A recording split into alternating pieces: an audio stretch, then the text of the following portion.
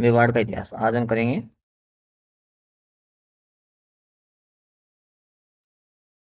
मेवाड़ का इतिहास।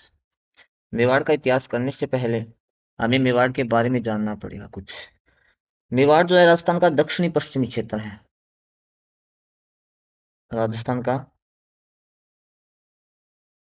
दक्षिणी पश्चिमी क्षेत्र।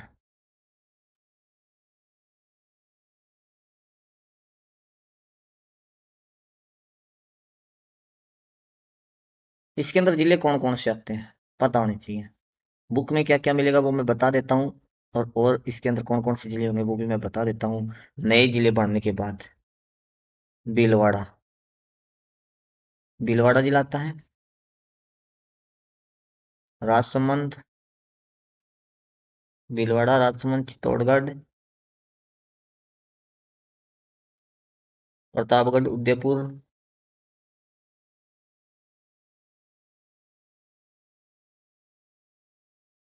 सलूम्बा जो अभी नया बना है। सलूम्बा और शाहपुरा का भी। ठीक है। तो ये जिले आते हैं अपने किसके अंतर्गत। मेवाड़ के अंतर्गत। अब राजस्थान ये होता है, ये पार्ट राजस्थान है। इस प्रकार से करके राजस्थान है अपने पास।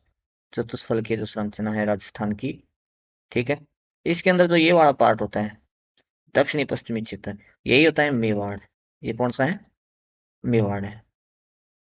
मेवाड़ के हिसाब से देखें तो यहाँ पे क्या है अपने पास, यहाँ पे अरावली। क्या है ये। अरावली भाग है। तो अरावली के देखें यानी मेवाड़ के उत्तर पश्चिम में कौन सा पार्ट है, ये उत्तर और पश्चिम भाग आ गया। उत्तर और पश्चिम में क्या है, अरावली है। उत्तर पश्चिम में अरावली। लेकिन इधर चले जाए हम नीचे की साइड में एमपी में, तो यहाँ पे क्या है, दक्षिणी क्षेत्र है। ये कौन सा है, दक्षिणी क्षेत्र। दक्षिणी क्षेत्र कैसा है, पहाड़ी है। अब देखते हैं हम साहब मेवाड़ जो है, मेवाड़ को हम किस किस नाम से जानते हैं। सीवी, परागवाट, मेदपाट और मेदपाटन भी बोल सकते हैं। ध्यान रखना क्या बोल सकते हैं, मेदपाटन। इसकी हम राजधानी देखें मेवाड़ की, प्रारंभिक राजधानी जो थी सबसे पहली वो थी माध्यमिका। माध्यमिका। ये मेवाड़ है। ये मेसा का पठार है और मेसा के पठार पर ये जो दुर्ग है ये है अपना चित्तौड़गढ़ दुर्ग। कौन सा, चित्तौड़गढ़ दुर्ग। ध्यान रखना है चित्तौड़गढ़ दुर्ग का निर्माण जो कराया था चित्रांग मौर्य, या तो ये नाम मिलेगा परीक्षा में या फिर मिलेगा चित्रांगद। चित्रांगद मौर्य। कब करवाया था, 8वीं शताब्दी में। 8वीं शताब्दी में। कहाँ पे है ये, मेसा के पठार पर है। मेसा के पठार पर। कहाँ पे ये, मेसा के पठार पे है। अब एक चीज का ध्यान रखना है, जो अपना मेवाड़ था, मेवाड़ के अंदर हम देखें सातवीं से सातवीं से 16वीं शताब्दी तक गहलोत या सिसोदिया वंश ने शासन किया था। गहलोत या सिसोदिया वंश ने क्या किया, अणवंश शासन करे वही रहा। कोई बात नहीं कर लियो। और यदि हम मेवाड़ में पढ़ेंगे, हम यहाँ पे दो राजवंश पढ़ेंगे, ध्यान रखना। पहला पढ़ेंगे हम गुहिल वंश और दूसरा पढ़ेंगे हम सिसोदिया वंश। सिसोदिया वंश ये कैसे बने ये भी पढ़ेंगे। अब हम देखें गुहिल वंश। गुहिल वंश के बारे में स्टार्ट करूँ, सिसोदिया वंश तो बाद में आएगा। ठीक है। तो गुहिल वंश के बारे में देखें, इसकी उत्पत्ति के बारे में। किसके बारे में, उत्पत्ति के बारे में। अबुल फज्जल ने क्या कहा था, अबुल फज्जल। अबुल फज्जल ने कहा था क्या, ईरान का शासक है ना, ईरान के शासक नौशेखा से संबंधित बताया इसको। नौशेखा से संबंधित। चलो कोई बात नहीं, इसने बता दिया। इसके अलावा और किसी ने कुछ कहा? हाँ जी, टोड। टोड ने इसको बताया वल्लभी शासकों से संबंधित। वल्लभी शासकों से संबंधित बता दिया। और थे क्या? हाँ थे भाई। कौन? एक तो नैणसी था, और एक था गोपीनाथ शर्मा। डॉक्टर गोपीनाथ शर्मा। ओ पंडित जी है बेचारो। अन पंडित जी के कहो? बोले ब्राह्मण उत्पन्न हो है। कहाँ से? ब्राह्मण। ये थी कुछ सामान्य जानकारी। किसके बारे में? मेवाड़ के बारे में। अब हम पढ़ेंगे मेवाड़ की हिस्ट्री स्टार्ट करेंगे। ठीक है। और मेवाड़ में मैंने आपको क्या बताया? दो राजवंश पढ़ेंगे हम। कौन से पढ़ेंगे? दो राजवंश। पहला पढ़ेंगे हम गुहिल वंश। गुहिल वंश। गुहिल वंश देखा तो अपन स्थापना हुई साहब 566 में। 566 ईस्वी में इनकी हुई स्थापना हुई। कणकरी गुहिलादित्य। गुहिलादित्य। चलो साहब, तो ये प्रारंभिक राजधानी कौन सी थी? प्रारंभिक राजधानी थी इसकी नागदा। ये जो शाखा थी, ये रावल वंशीय शाखा थी। कौन सी थी? रावल वंशीय शाखा का था ये।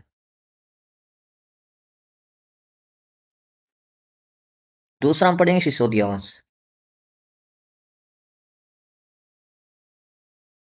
सिसोदिया वंश। इसकी स्थापना देखें। सिसोदिया वंश की जो स्थापना हुई वो 1326 ईस्वी में हुई। 1326 ईस्वी में। किसने की थी? अमीर सिसोदिया ने। अमीर सिसोदिया ने। अमीर सिसोदिया ने। हम देखें 7वीं से लेकर 12वीं शताब्दी तक तो कौन था? गुइल वंश था। उससे आगे 12वीं के बाद सिसोदिया वंश आ गया यहाँ पे। इसकी जो प्रारंभिक राजधानी थी, प्रारंभिक राजधानी थी इसकी चित्तौड़। कौन सी थी? चित्तौड़। यानी ये जो शाखा है वो राणा या महाराणा शाखा बोल सकते हैं। राणा शाखा या फिर महाराणा शाखा, यानी महाराणा प्रताप वाली। ये उसका था। अब देखते साहब ये चित्तौड़। चित्तौड़ के बारे में थोड़ी जानकारी ले लेते हैं, फिर आगे चलेंगे हम। चित्तौड़ जो दुर्ग है, इसमें 3 साखे हुए थे अपने पास। कितने साखे हुए? 3 साके। अब साका क्या होता है? केसरिया प्लस जौहर। केसरिया क्या होता है और जोर क्या होता है? केसरिया होता है सर पे क्या है, बगवी पगड़ी बांध लेते हैं। बांधने के बाद राजा महाराजा क्या करते हैं भी, हम जीते या नहीं जीते, लेकिन राजा महाराजा सर पे एक पगड़ी बांधने के बाद मरने मरने को उतारू हो जाते हैं और अपने प्राण न्यौछावर कर देते हैं। वो तो होता है केसरिया। और जोहर होता है, महिलाएं क्या होती हैं, अपनी आबरू इज्जत बचाने के लिए जल जोहर करती है, अपनी प्राण त्याग देती है जल के अंदर या फिर अग्नि में त्याग देती है, वो जोहर। दोनों को जब मिलाते हैं तो अपने पास क्या बनता है? शाखा बनता है, शाखा बनता है। यहाँ पे 3 शाखा हुए थे। पहला शाखा, पहला शाखा हुआ था सन 1303 ईस्वी में। सन 1303 ईस्वी में। चित्तौड़ का शासक कौन था? चित्तौड़ का शासक था उस पास समय रावल रतन सिंह। रावल रतन सिंह। आक्रमणकारी कौन था? आक्रमणकारी था एक के, एक यानी अलाउद्दीन खिलजी। अलाउद्दीन खिलजी। अलाउद्दीन खिलजी। उस समय क्या केसरिया किसने किया पता होना चाहिए। केसरिया प्लस जौहर, यानी ये साका हो गया ना, अभी बताया था मैंने। केसरिया क्या था? गोरा बादल ने। रतन सिंह के सेनापति थे गोरा व बादल। इन्होंने केसरिया किया था। और पद्मिनी व नागमती ने क्या किया था? जौहर। पद्मिनी व नागमती, इन्होंने क्या किया? जौहर किया। नंबर 2, दूसरा साका देखते हैं। सन 1534 ईस्वी में शासक बना था विक्रमादित्य। विक्रमादित्य कम आयु का था, छोटा था, तो संरक्षिका थी इसकी माँ कर्णावती। ठीक है। जब इस पे आक्रमण हुआ तो इसी की माँ ने क्या बोला, जो राव प्रतापगढ़ का राव बाघ सिंह था ना, प्रतापगढ़ का राव बाघ सिंह, उसने उसकी मदद की। यानी यहाँ पे आक्रमण किसने किया था, गुजरात शासक था बहादुर शाह। बहादुर शाह ने आक्रमण किया। और विक्रमादित्य पर जब आक्रमण हुआ तो प्रतापगढ़ का राव बाघ सिंह था। प्रतापगढ़ का कौन, राव बाघ सिंह, इसने केसरिया किया। और जो विक्रमादित्य की माँ थी, विक्रमादित्य की माँ थी कर्मावती, इसने क्या किया, जोहर किया। नंबर 3, सन 1567 से 68, इस समय उदय सिंह राजा बना चित्तौड़ का। और आक्रमणकारी था अकबर। कौन, अकबर। इनके मध्य युद्ध हुआ। जैमल फत्ता ने, जैमल व फत्ता ने क्या किया था, केसरिया किया था। ये सब पढ़ाऊंगा आगे जाके, चल के पढ़ेंगे हम। ठीक है। गुलाब कंवर व फूल कंवर, गुलाब कंवर जैमल की बीवी और फूल कंवर फत्ता की बीवी, इन्होंने क्या किया था, केसरिया किया था। ये 3 साके हुए थे चित्तौड़गढ़ के अंदर, डरने की आवश्यकता नहीं है, एक एक चीज पढ़ेंगे हम ढंग से। पहला पार्ट ये हो गया, दूसरा ये हो गया। अब पढ़ेंगे हम आगे का, यानी जो मेवाड़ था।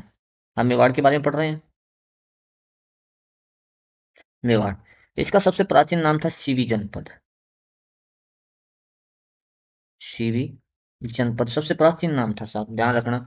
और इसकी राजधानी थी, जो अभी बता के आए मैं पीछे, माध्यमिका, माध्यमिका। चलो ठीक है जी।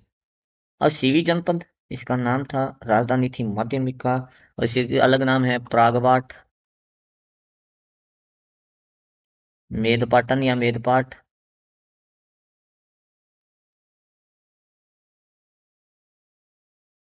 मेवाड़। सर्वप्रथम अधिकार किसने किया था, मेवाड़ पर सर्वप्रथम अधिकार किसका था, पता होना चाहिए। अब हम आएंगे मेवाड़ को लेकर। मौर्य वंश, किसने किया था, मौर्य वंश। मौर्य वंश का एक वंशज था, कौन, चित्रांग मौर्य। चित्रांग मौर्य या फिर चित्रांगद मौर्य, दोनों नामों से जाना जाता है, ध्यान रखना इस चीज को, चित्रांगद मौर्य। इसने क्या किया, 8वीं शताब्दी में, 8वीं शताब्दी में चित्तौड़गढ़ दुर्ग का निर्माण करवाया।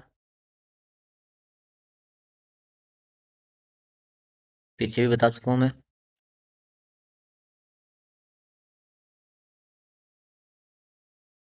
अब ये चित्तौड़गढ़ दुर्ग है कहाँ, चित्रकूट पहाड़ी पर है। चित्रकूट पहाड़ी पर, पहाड़ी पर मेसा के पठार पर, मेसा के पठार पर है ये। ठीक है। अब चित्तौड़गढ़ दुर्ग में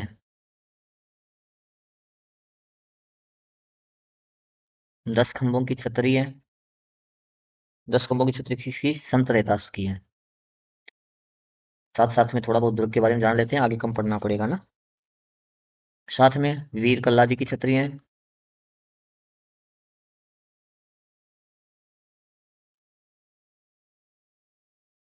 चलो साहब,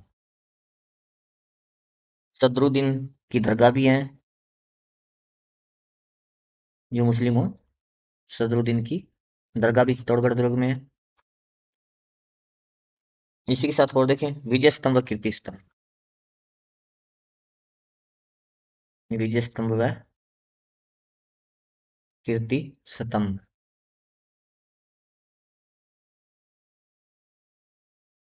विजय स्तंभ व कीर्ति स्तंभ। और देखें, तुलजा भवानी का मंदिर,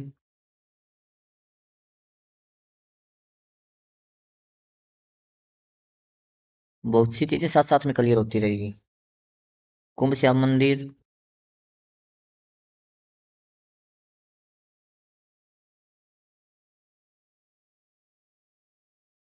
अच्छा एक मोस्ट इंपॉर्टेंट चीज और बता दूं,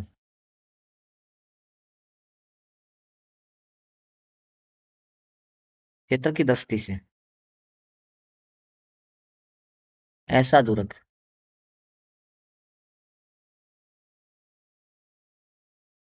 जिसमें खेती की जाती है।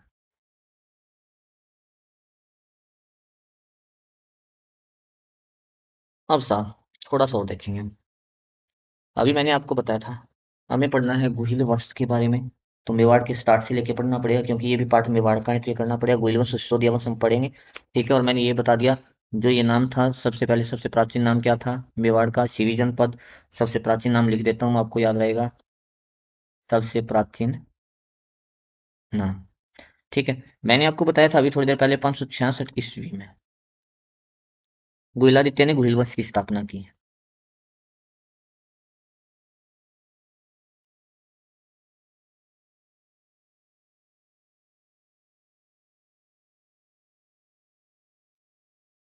गुहिल वंश की क्या की स्थापना कर दिया है। किसके अनुसार है? गौरी शंकर ओझा के अनुसार।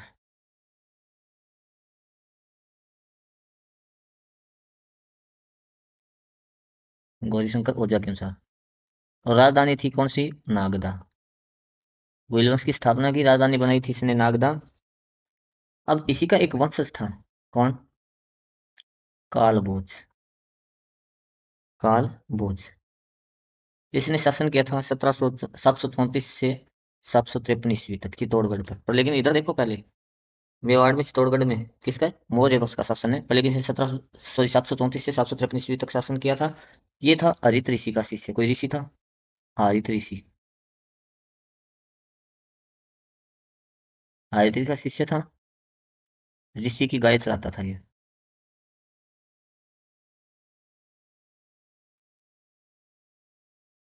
ऋषि की गाय चराता था।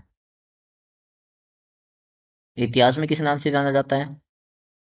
इतिहास में जाना जाता है ये बप्पा रावल। बप्पा रावल के नाम से जाना जाता है, ध्यान रखना। इतिहास में बप्पा रावल के नाम से जाना जाता है। इसी को बोलते हैं गोहिल वंश का वास्तविक संस्थापक। गोहिल वंश का वास्तविक संस्थापक। वास्तविक संस्थापक। इसका मूल नाम क्या था? मूल नाम था इसका कालभोज। लिख सकते हो, मालभोज भी लिख सकते हो, ये दोनों नाम आ सकते हैं। और एक ध्यान रखना, महेंद्र। ये नाम मैंने एक बुक में देखा था तो मैं आपको यहाँ पे बता देता हूँ। पूछने वाला नाम नहीं, फिर भी बता देता हूँ। जो बप्पा रावल नाम की उपाधि थी, ये क्या थी? इसकी उपाधि थी। रावल इसकी उपाधि थी। बप्पा इसके नाम का विरुद्ध था। और ये उपाधि थी किसने दी? आदित ऋषि ने। आदित ऋषि ने। अब इसका चित्तौड़गढ़ पे अधिकार कैसे होता है वो देखते हैं। मौर्य वंश का एक शासक और था। कौन? मानमोरी। ये मौर्य वंश का वंशज था मानमोरी, ठीक है। तो इसने क्या किया? किसने? कालभोज ने इस पे आक्रमण कर दिया। इस पे आक्रमण किया कब? 734 ईस्वी में। यही मैंने लिखा है, वहां पे देख लेना। आक्रमण करके पराजित किया।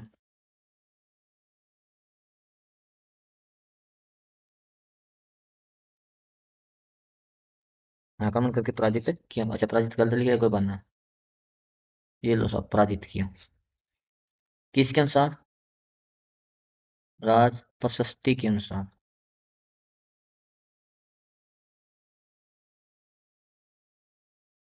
कब? 734 ईस्वी या फिर 8वीं शताब्दी, या फिर 8वीं शताब्दी। इतना समझ में आ गया होगा। अब हम आगे का पढ़ते हैं साहब। बप्पा रावल। गुहिलादित्य तुमने पढ़ लिया। गुहिल वंश की स्थापना की। अगर ये पूछा जाए परीक्षा में गुहिल वंश का संस्थापक कौन है तो गुहिलादित्य। और वास्तविक संस्थापक पूछे तो कालभोज। कौन? कालभोज। कालभोज नाम तो नहीं पूछा जाएगा, ये पूछा जाएगा बप्पा रावल। क्या नाम? बप्पा रावल। वास्तविक संस्थापक है कालभोज बप्पा रावल या फिर मालभोज। ये पूछा जाता है बप्पा रावल का वास्तविक नाम क्या है, कालभोज, मालभोज या फिर महिंद्रा। अब साहब नेक्स्ट, अब पढ़ेंगे बप्पा रावल के बारे में।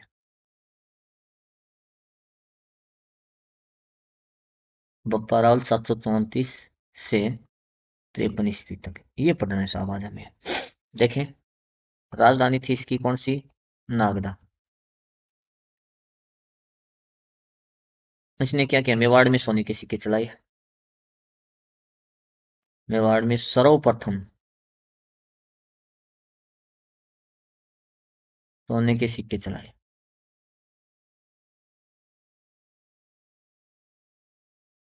मेवाड़ में सर्वप्रथम सोने के सिक्के चलाए।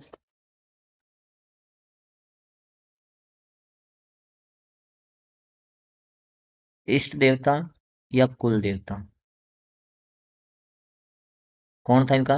एकलिंग नाथ जी। एकलिंग, एकलिंग नाथ जी के मंदिर का निर्माण करवाया था। मंदिर का निर्माण कहाँ करवाया था? कैलाशपुरी में। कहाँ करवाया था? कैलाशपुरी नागदा में। कैलाशपुरी नागदा में एकलिंग नाथ जी के मंदिर का निर्माण करवाया। अब देखो साहब, इसके बारे में थोड़ा सा जान ले, मेवाड़ में इनकी क्या भूमिका है। पहली भूमिका, जो मेवाड़ शासक है,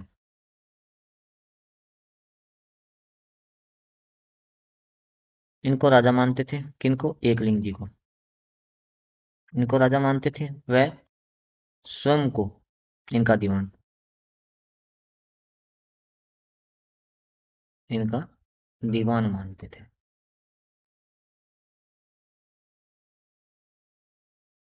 पहली बात तो ये। दूसरी बात देखो साहब,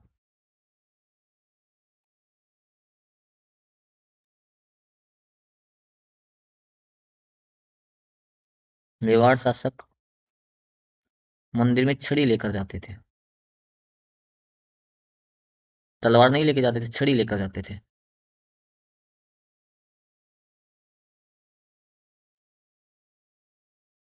और अगर मेवाड़ शासक को बाहर जाना होता था ना, मेवाड़ से बाहर जाना होता था, तो इनसे क्या करते थे? स्वीकृति लेते थे। यानी मेवाड़ छोड़ने से पहले,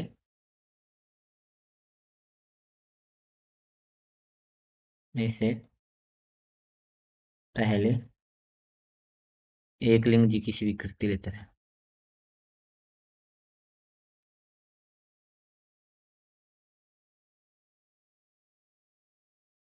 एकलिंग जी की क्या करते थे? स्वीकृति लेते थे। जिसे क्या बोलते हैं? आशंका। आशंका बोलते हैं। इसे ध्यान रखना, इंपॉर्टेंट है ये चीज। चलो ठीक है। चलो, कुल देवता पढ़ दिया, तो कुल देवी का भी पता होना चाहिए। कुल देवी थी, कौन थी इनकी? बाण माता। यहाँ पे लिख देता हूँ, कुल देवी कौन थी? बाण माता। बस एक सेकंड लाइन पे रहिएगा सभी, आगे का काम करेंगे, अभी करेंगे। और रह गया अपना, थोड़ा सा और करवा देता हूँ आपको। ये लाइन चल गई, इनको फिनिश कर देता हूँ मैं, हो गई फिनिश। बाण माता इनकी कुल देवी थी। इनके अन्य नाम क्या क्या थे पप्पा रावल के? अन्य नाम देखें या उपाधि देखें? उपाधि थी सील। सील कुमार, सील कुमार कालभोज, ये नाम था इनका। कालभोज, राजगुरु, राजगुरु चकवे, चकवे, ये इनकी उपाधि थी। इसी के साथ देखें सीवी जो वैद्य था, सीवी वैद्य इतिहासकार, इसने इनकी तुलना की थी। तुलना की थी फ्रांस, फ्रांस कमांडर, इसने तुलना की थी इनकी, फ्रांस कमांडर था ना चार्ल्स मार्टेन से। किससे? Charles Martel. चार्ल्स मार्टेल से इनकी तुलना कर दी। अब क्या था, बप्पा राव ने क्या किया? नागदा के अंदर एक मंदिर और बनवाया था इन्होंने। सास बहू का नाम सुना है क्या? सास बहू का मंदिर, वो था सहस्त्र बहू का मंदिर। सहस्त्र बहू मंदिर।